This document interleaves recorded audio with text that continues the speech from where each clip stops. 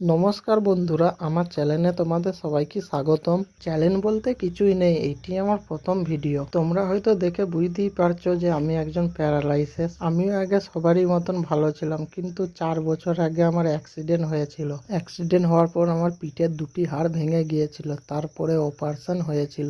Operation হয়ে যাওয়ার পর ডাক্তার তো বলেছিল 6 মাস 1 বছরের মধ্যে ঠিক হয়ে যাব, কিন্তু আজ তো 4 বছর হয়ে গেল, এখনো ঠিক হলাম না। কি যে হবে কে জানে। এখন আমি একটু ফাঁক দিয়ে বেরোবো, ওর জন্য আমার বাবা আর মা আমাকে ফাঁক দিয়ে বার করার জন্য রেডি করছে। আমার অ্যাক্সিডেন্ট হওয়ার পর আমি প্যারালাইসিস হয়ে গেছি। আমার কোমর থেকে দুটো পা কোনো কাজ করে না। এখন আমি আর হাঁটাচলা করতে পারি না, ওর জন্য আমাকে হুইল চেয়ারে বসাতে হয়। তোমরা এখানে দেখতেই পাচ্ছ আমাকে কিরকম ভাবে হুইল চেয়ারে বসায়। আমাকে হুইল চেয়ারে বসানোর সময় আমার মায়ের একটু ভয় লাগে, কারণ আমার পিঠেতে একটা ঘা হয়েছে এবং দু সাইডে দুটো নিচের দিকে ঘা রয়েছে।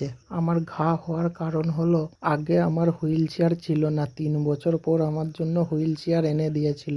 তার আগে আমি বিছানাতেই পড়ে থাকতুম, ওই শুয়েই থাকতুম। ডাক্তারে বলেছে শুয়ে থাকার জন্য আমার পিছনে ঘা হয়েছে।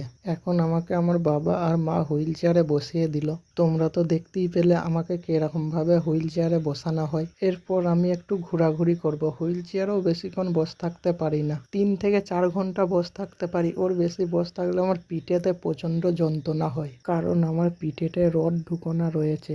যখন আমি এই হুইল চেয়ারে বসি তখনই আমার একটু ভালো লাগে, কারণ আমি ফাঁকটা ভালো করে দেখতে পাই না। এই বসে থাকলেই যতটা দেখতে পাই।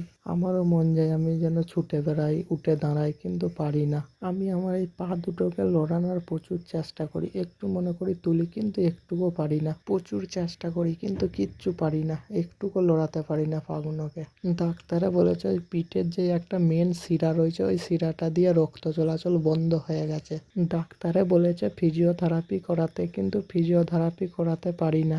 ডেলি 700 টাকা করে নেয়, 700 টাকা করে ডেলি আমার বাবা এবং মা জোড়ো করতে পারে না, ওর জন্য ফিজিওথেরাপি করা হয় না। তোমরা সবাই আমাকে একটু সাহায্য করো এবং আমার এই ইউটিউব চ্যানেলটিকে সাবস্ক্রাইব করে নিও। আর তোমরা আমার ভিডিওতে লাইক, কমেন্ট, শেয়ার করো প্লিজ। আমাকে একটু সাহায্য করো, তোমাদের সাহায্যের আমার খুবই প্রয়োজন রয়েছে।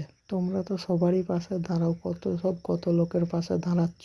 আমার পাশেও তোমরা সবাই একটু দাঁড়াও, কারণ তোমাদের সাহায্যের আমার খুবই দরকার রয়েছে।